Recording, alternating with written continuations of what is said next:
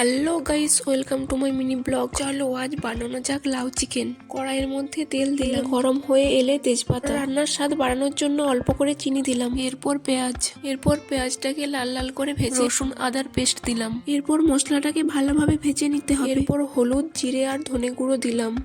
এরপর মশলাটাকে ভালোভাবে কষিয়ে নিতে হবে।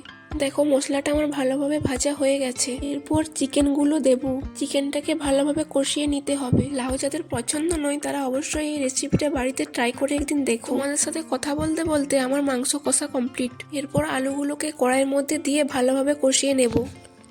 আলুগুলো ভালোভাবে কষিয়ে কাঁচা লঙ্কা পেস্টটা দিয়ে দিলাম। এরপর লাউগুলোকে কড়াইয়ের মধ্যে দিয়ে দেব। মশলার সাথে ভালোভাবে লাউগুলোকে সেদ্ধ করে নিতে হবে। এরপর স্বাদ মতো নুন দিতে হবে। আমি লাউগুলোকে ভালোভাবে ঢাকা দিয়ে সেদ্ধ করে নিলাম। দেখো আমার লাউ চিকেন রেডি হয়ে গেছে। তোমরা অবশ্যই বাড়িতে ট্রাই করে দেখো। বাই।